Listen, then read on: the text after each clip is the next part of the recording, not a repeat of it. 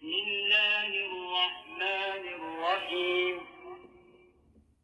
الحمد لله الذي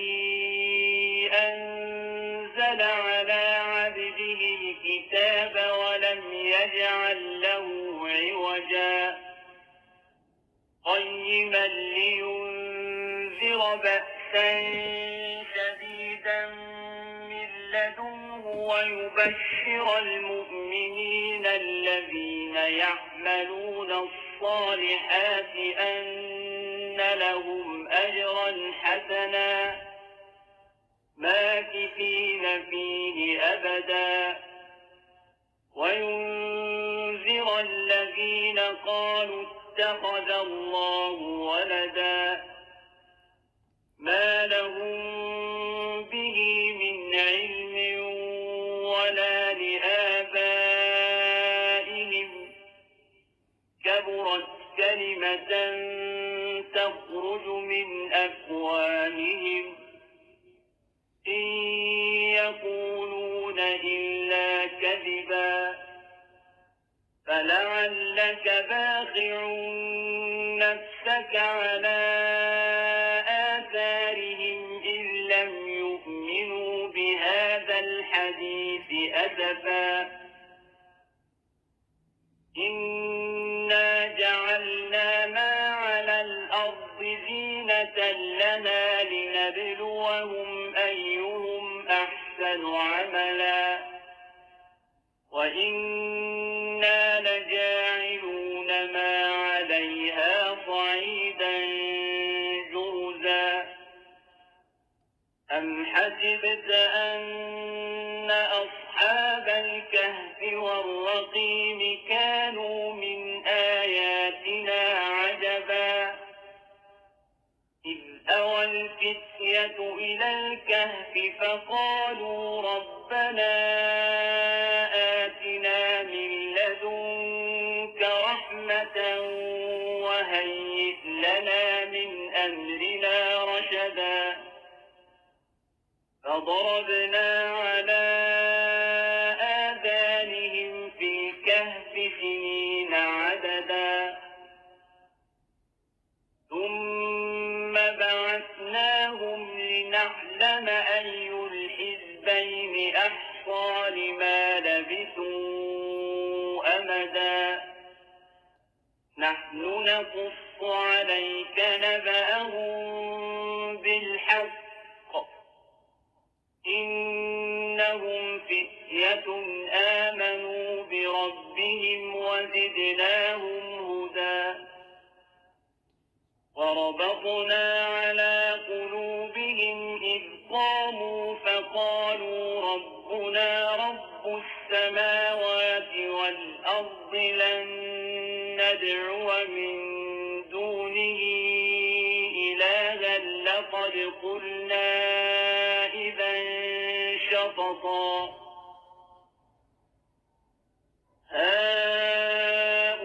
هؤلاء قومنا اتخذوا من دونه آلهة لولا يأتون عليهم بسلطان بين فمن أظلم ممن افترى على الله كذبا وإذ اعتزلتموهم وما يعبدون إلا الله فأووا إلى الكهف ينشر لكم ربكم من رحمته ويهيئ لكم من أمركم مرفقا وترى الشمس إذا طلعت تزاور عن كهفهم ذات اليمين وإذا غربت تقرضهم ذات الشمال وهم في فجوة منه ذلك من آيات الله من يهد الله فهو المهتد ومن يضلل فلن تجد له وليا مرشدا وتحسبهم أيقاظا وهم رقود ونقلبهم ذات اليمين وذات الشمال وكلبهم باسط ذراعيه بالوصيد لو اطلعت عليهم لوليت منهم فرارا ولملئت منهم رعبا وكذلك بعثناهم ليتساءلوا بينهم قال قائل منهم كم لبثتم قالوا لبثنا يوما أو بعض يوم قالوا ربكم أعلم بما لبثتم فابعثوا أحدكم بورقكم هذه إلى المدينة فلينظر أيها أزكى طعاما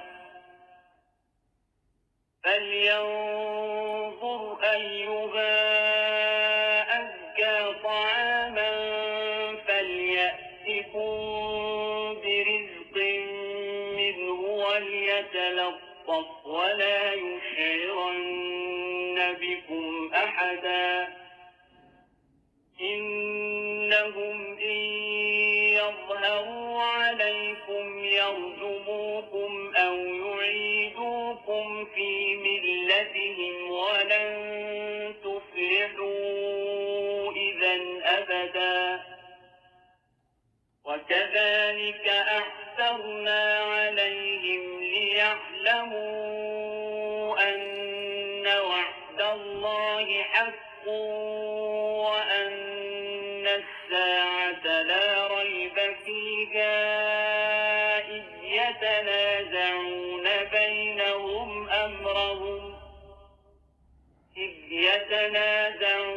بينهم أمرهم فقالوا ابنوا عليهم بنيانا ربهم أعلم بهم قال الذين غلبوا على أمرهم لنتخذن عليهم مسجدا سيقولون ثلاثة رابعهم كلبهم ويقولون خمسة سادسهم كلبهم رجما بالغيب ويقولون سبعة وثامنهم كلبهم قل ربي أعلم بعدتهم ما يعلمهم إلا قليل فلا تمار فيهم إلا مراء ظاهرا ولا تستفت فيهم منهم أحدا ولا تقولن لشيء إني فاعل ذلك غدا إلا أن يشاء الله واذكر ربك إذا نسيت وقل عسى أن يهديني ربي لأقرب من هذا رشدا ولبثوا في كهفهم 300 سنين وازدادوا 9 قل الله أعلم بما لبثوا له غيب السماوات والأرض أبصر به وأسمع ما لهم من دونه من ولي ولا يشرك في حكمه أحدا واتل ما أوحي إليك من كتاب ربك لا مبدل لكلماته ولن تجد من دونه ملتحدا واصبر نفسك مع الذين يدعون ربهم بالغداة والعشي يريدون وجهه ولا تعد عيناك عنهم تريد زينة الحياة الدنيا ولا تطع من أغفلنا قلبه عن ذكرنا واتبع هواه وكان أمره فرطا وقل الحق من ربكم فمن شاء فليؤمن ومن شاء فليكفر إنا أعتدنا للظالمين نارا أحاط بهم سرادقها وإن يستغيثوا يغاثوا بماء كالمهل يشوي الوجوه بئس الشراب وساءت مرتفقا إن الذين آمنوا وعملوا الصالحات إنا لا نضيع أجر من أحسن عملا أولئك لهم جنات عدن تجري من تحتهم الأنهار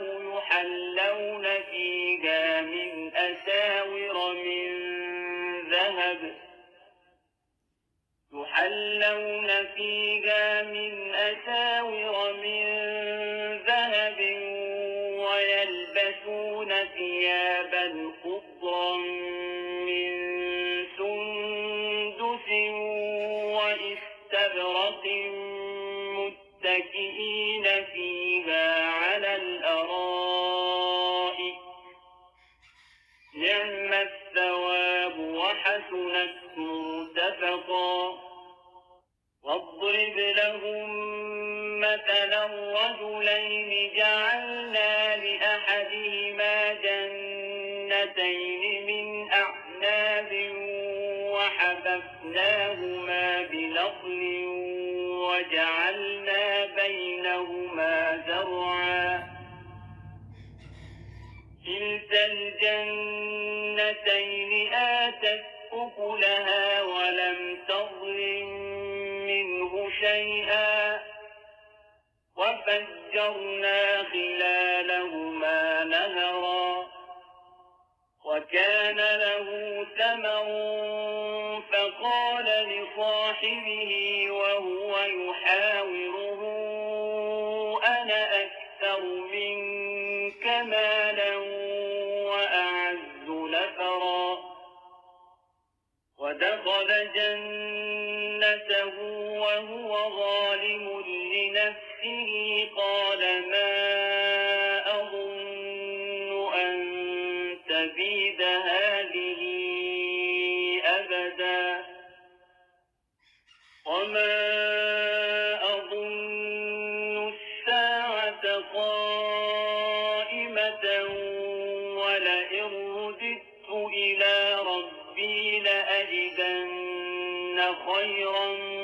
منها منقلبا قال له صاحبه وهو يحاوره أكفرت بالذي خلقك من تراب ثم من نطفة ثم سواك رجلا لكن هو الله ربي ولا أشرك بربي أحدا ولولا إذ دخلت جنتك إنك قلت ما شاء الله لا قوة إلا بالله إن ترني أنا أقل منك مالا وولدا فعسى ربي أن يؤتيني خيرا من جنتك ويرسل عليها حسبانا من السماء فتصبح صعيدا زلقا أو يصبح ماؤها غورا فلن تستطيع له طلبا وأحيط بثمره فأصبح يقلب كفيه على ما أنفق فيها وهي خاوية على عروشها ويقول يا ليتني لم أشرك بربي أحدا ولم تكن له فئة ينصرونه من دون الله وما كان منتصرا هنالك الولاية لله الحق هو خير ثوابا وخير عقبا واضرب لهم مثل الحياة الدنيا كماء أنزلناه من السماء فاختلط به نبات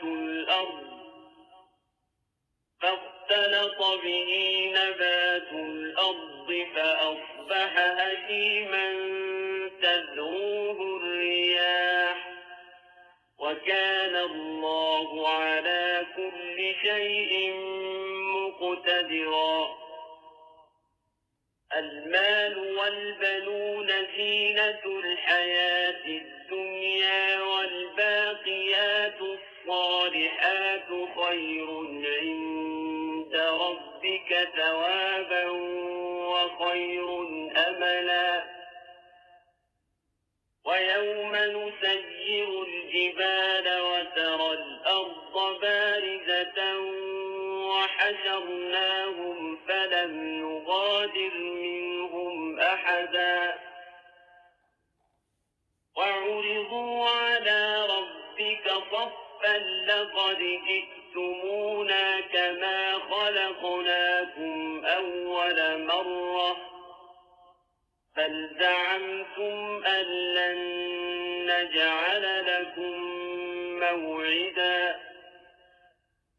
ووضع الكتاب فترى المجرمين مشفقين مما فيه ويقولون يا ويلتنا ما لهذا الكتاب لا يغادر صغيرة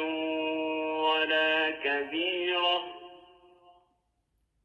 ويقولون يا ويلتنا ما لهذا الكتاب لا يغادر صغيرة ولا كبيرة إلا أحصاها ووجدوا ما عملوا حاضرا ولا يظلم ربك أحدا وإذ قلنا للملائكة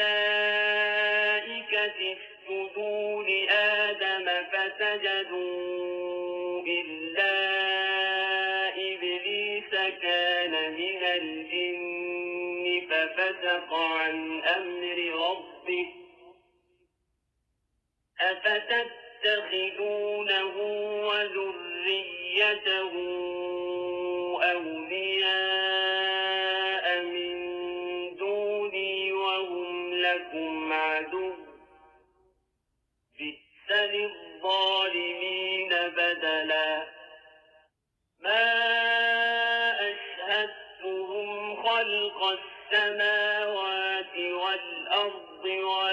خلق أنفسهم وما كنت متخذ المضلين عضدا ويوم يقول نادوا شركائي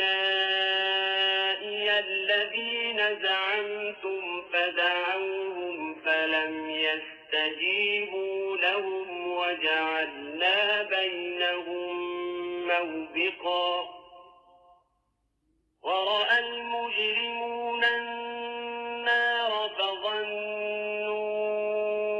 أنهم مواقعوها ولم يجدوا عنها مصرفا ولقد صرفنا في هذا القرآن للناس من كل مثل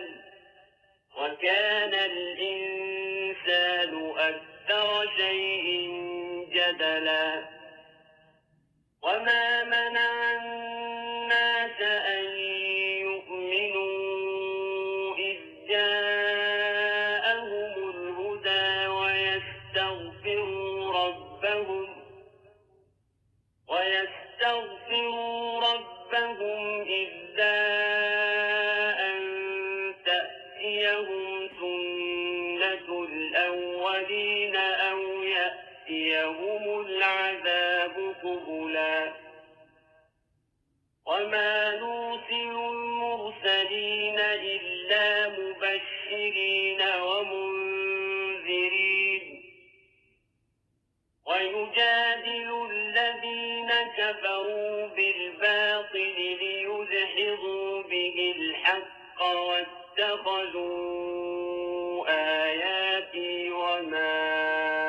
أنذروا هزوا ومن أظلم ممن ذكر بآيات ربه فأعرض عنها ونسي ما قدمت يداه إنا جعلنا على قلوبهم أكنة أن يفقهوه وفي آذانهم وقرا وإن تدعهم إلى الهدى فلن يهتدوا إذا أبدا وربك الغفور ذو الرحمة لو يؤاخذهم بما كسبوا لعجل لهم العذاب بل لهم موعد لن يجدوا من دونه موئلا وتلك القرى أهلكناهم لما ظلموا وجعلنا لمهلكهم موعدا وإذ قال موسى لفتاه لا أبرح حتى أبلغ مجمع البحرين أو أمضي حقبا فلما بلغا مجمع بينهما نسيا حوتهما فاتخذ سبيله في البحر سربا فلما جاوزا قال لفتاه آتنا غداءنا لقد لقينا من سفرنا هذا نصبا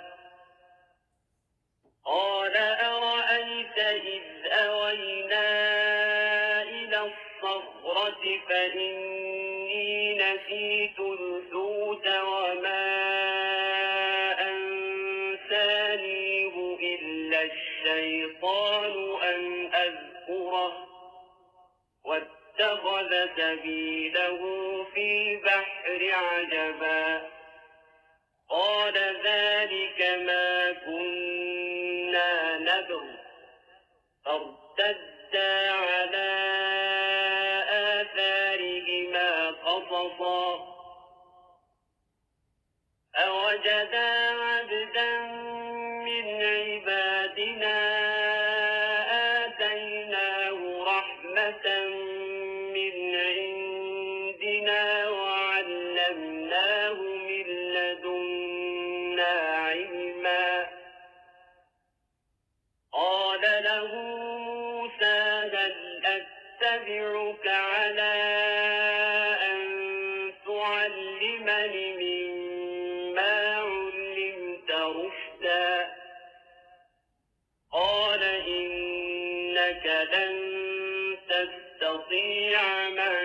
صبرا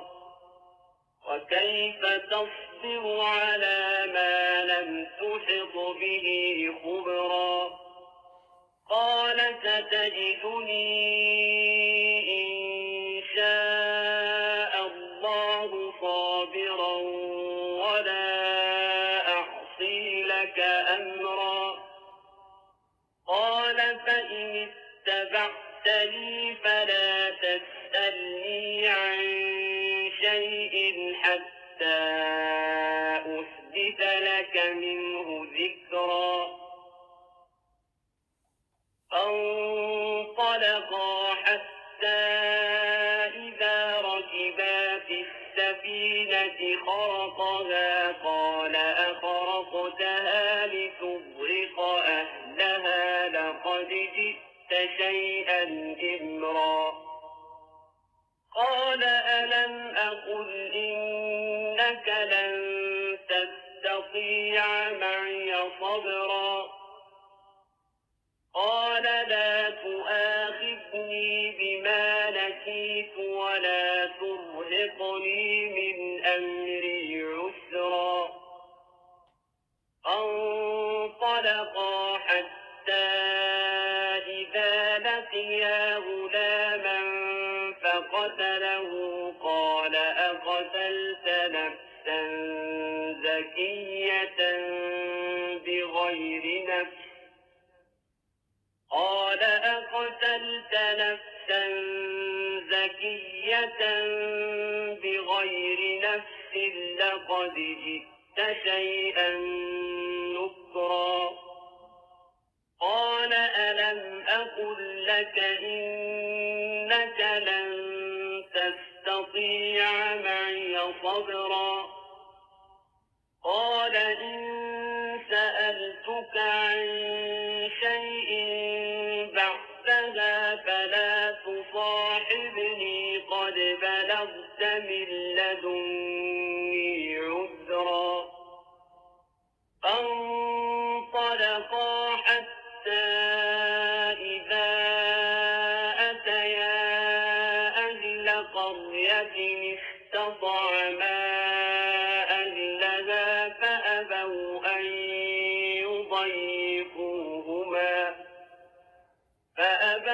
أن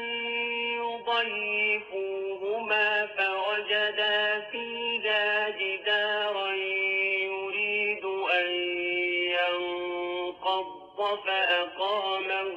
قال لو شئت لاتخذت عليه أجرا قال هذا فراق بيني وبينك سأنبئك بتأويل ما لم تستطع عليه صبرا أما السفينة فكانت لمساكين يعملون في البحر فأردت أن أعيبها وكان وراءهم ملك يأخذ كل سفينة غصبا وأما الغلام فكان أبواه مؤمنين فخشينا أن يرهقهما طغيانا وكفرا فأردنا أن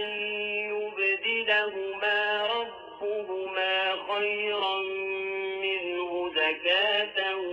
وأقرب رحما وأما الجدار فكان لغلامين يتيمين في المدينة وكان تحته كنز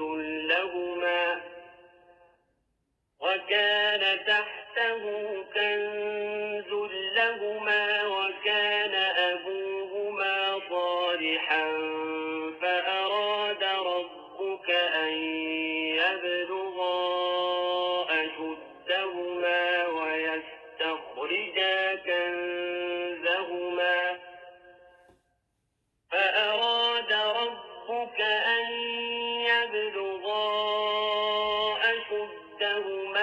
ويستخرجا كنزهما رحمة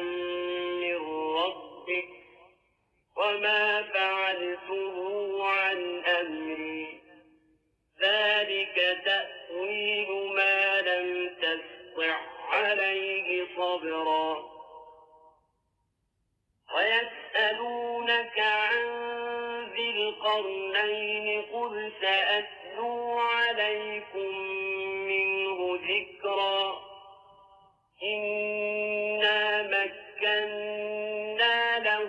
في الأرض وآتيناه من كل شيء سببا فأتبع سببا حتى إذا بلغ مغرب الشمس وجدها تغرب في عين حمئة ووجد عندها قوما قلنا يا ذا القرنين إما أن تعذب وإما أن تتخذ فيهم حسنا قال أما من ظلم فسوف نعذبه ثم يرد إلى ربه فيعذبه عذابا نكرا وأما من آمن وعمل صالحا فله جزاء الحسنى وسنقول له من أمرنا يسرا ثم أتبع سببا حتى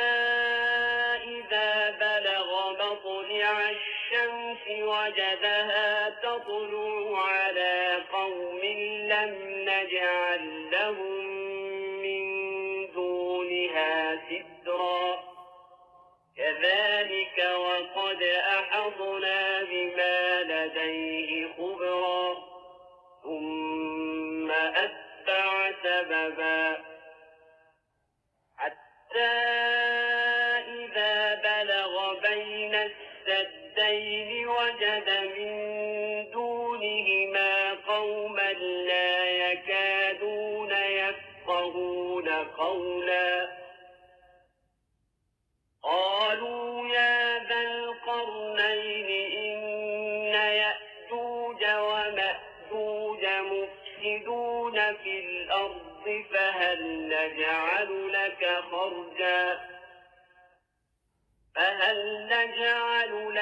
خرجا على أن تجعل بيننا وبينهم سدا قال ما مكني فيه ربي خير فأعينوني بقوة أجعل بينكم وبينهم ردما آتوني زبر الحديد حتى إذا ساوى بين الصدفين قال انفخوا حتى إذا جعله نارا قال آتوني أفرغ عليه قطرا فما استطاعوا أن يظهروه وما استطاعوا له نقبا قال هذا رحمة من ربي فإذا جاء وعد ربي جعله دكاء وكان وعد ربي حقا وتركنا بعضهم يومئذ يموج في بعض ونفخ في الصور فجمعناهم جمعا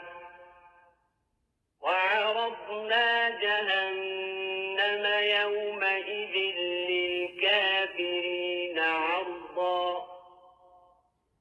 الذين كانت أعينهم في غطاء عن ذكري وكانوا لا يستطيعون سمعا أفحسب الذين كفروا أن يتخذوا عبادي من دوني أولياء إنا أعتدنا جهنم للكافرين نزلا قل هل ننبئكم بالأخسرين أعمالا الذين ضل سعيهم في الحياة الدنيا وهم يحسبون أنهم يحسنون صنعا أولئك الذين كفروا بآيات ربهم ولقائه فحبطت أعمالهم فلا نقيم لهم يوم القيامة وزنا ذلك جزاؤهم جهنم بما كفروا واتخذوا آياتي ورسلي هزوا إن الذين آمنوا وعملوا الصالحات كانت لهم جنات الفردوس نزلا خالدين فيها لا يبغون عنها حولا قل لو كان البحر مدادا لكلمات ربي لنفد البحر قبل أن تنفد كلمات ربي ولو جئنا بمثله مددا قل إنما أنا بشر مثلكم يوحى إلي أنما إلهكم إله واحد فمن كان يرجو لقاء ربه فليعمل عملا صالحا ولا يشرك بعبادة ربه أحدا بسم الله الرحمن الرحيم